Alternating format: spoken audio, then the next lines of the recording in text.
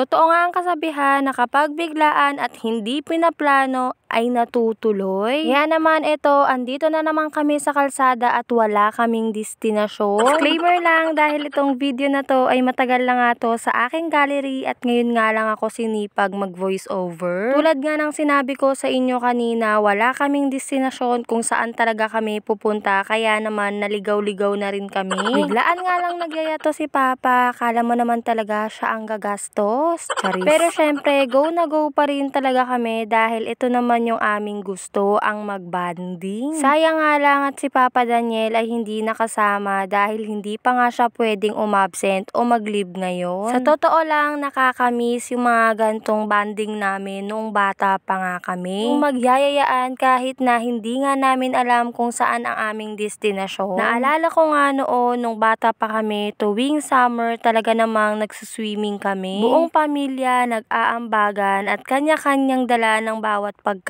Nakakamiss lang yung mga ganong bagay dahil ngayon nga ay may kanya-kanyang pamilya na nga. Mabalik nga tayo dito sa aking video. Ayan, inumaga na nga kami sa daan at hindi pa rin kami nakakarating sa aming pupuntahan. At dahil inumaga na nga kami, ang sabi nga namin ng ate ay doon na nga lang kami ulit bumalik sa aming pinag-swimmingan noon. At ito na nga, fast forward, nakarating na nga kami dito sa Casa Española. Kung maalala nyo nga rin sa dati kong vlog, ito nga rin yung pinuntahan namin na beach resort noon. Fast forward, ito na nga, hinahanda na nga namin yung ibang pagkain dito sa lamesa.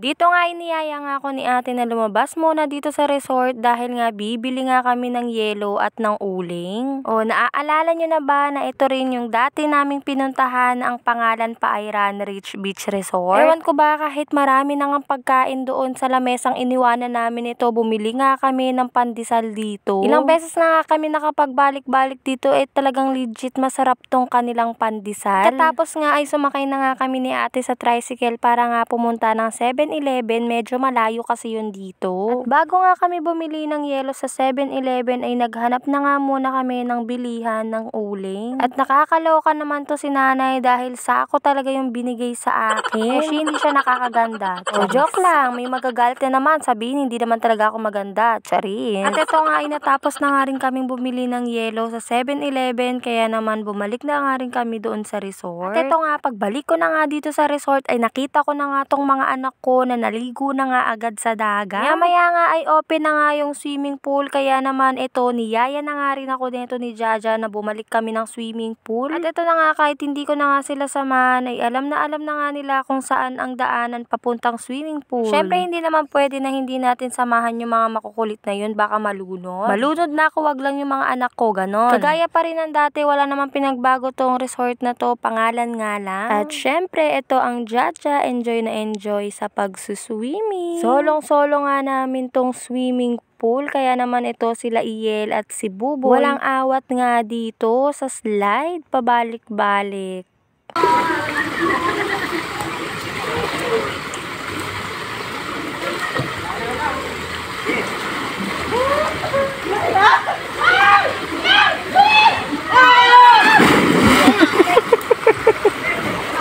Pero syempre, hindi magpapatalo to si Kuya Bambam. Sobrang lakas nga ng loob niya kahit na malalim tong swimming pool. Talo pa nga ako. Ako'y takot na takot talaga dito mag-slide dahil nga napakalalim nito. Pero siya, tignan mo, lakas-lakas ng loob. Yaya ko na nga sila bumalik. Sabi ko, mamaya na nga kami ulit doon sa swimming pool at nagugutom na nga ako. Tignan nyo naman na ang ilang cottage na sakop namin dahil nga walang mga tao. Pinaliguan ko na nga muna to si Jaja para na nga kung makatulog ay malinis na nga yung katawan niya. Dahil nga panigurado ay bagsak na to mamaya. At nung makakatulog na nga si Jaja, ayan, kumuha muna ako ng pagkain dahil gutom na nga ako, di pa nga ako nag-aalmusal. Kain nga lang ako ng konti dyan at pagkatapos ay pumunta na nga ako dito ulit kay ate dahil nga siya ay nagbibideo, okay? Abay, syempre hindi tayo papatalo dahil kakanta rin tayo ngayon. Wala ngang hiya-hiya ngayon dahil wala rin namang tao dito sa resort kundi hindi kami. Tapos Pagkatapos nga namin kumanta ay niyaya ko nga to si Iel na umakyat nga kami doon sa pinakataas ng swimming pool. Sabi ko nga sa kanya na kailang pabalik-balik na nga kami dito sa resort na to pero hindi pa nga kami nakakaakyat dito sa pinakataas nito. Nakakatuwa nga lang talaga na kaya ko nang umakyat at makita yung mga matataas na lugar. Nung bata kasi ako, meron talaga akong fear of heights kaya naman ito, minsan na lang talaga ako umakyat sa mga matataas. Meron pa nga rin onting takot pero at least nahaharap ko na yung mga takot ko sa buhay. Ito nga yung itsura ng baba kapag nandito ka sa pinakataas. Sobrang taas talaga. Ganyan nga kalaki itong swimming pool at kami nga lang ang tao dito. Ang sarap mag-swimming sa ganito, hindi crowded, talaga namang solong-solo nyo yung resort. Dito nga ay nagpapaunahan nga kami ni ate kung sino na yung pinakamabilis lumangoy.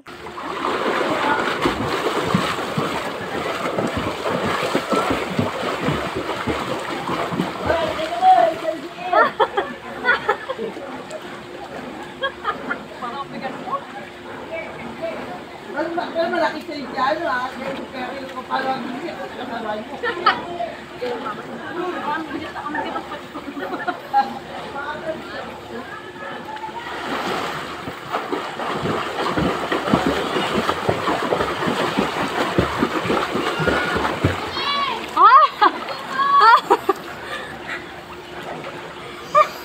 Diyan nga sa pabilisan lumangoy ay nagkakasundo nga kami ni ate. Dahil nung bata nga ako, alam nyo ba na napakagaling ni ating lumangoy? Kung alam nyo yung langoy ng sirena sa mga palabas, ganun talaga yung langoy niya. Kanina nga nabanggit ko nga sa inyo na tuwing summer ay lagi nga kaming nagsuswimming. Kaya naman doon ay natuto na nga rin akong lumangoy. Pero syempre hindi naman ako professional sa paglangoy kaya may takot pa rin ako. Kaya maya nga ay nagkayayaan na umuwi kaya naman naglikpit na kami at ito, pauwi na nga rin kami. Ang saya 'di ba na kahit ilang oras lang yung gantong bonding ay hindi mo na malilimutan. Sana nga ay marami pang pagkakataon na mangyari yung mga gantong bagay. Isa na naman to sa aming core memory na talaga namang hindi namin makakalimutan. Sana nga sa susunod na meron kaming gantong bonding ay makasama na nga ang lahat. Hanggang sa muli mga friends, salamat sa panonood. Bye!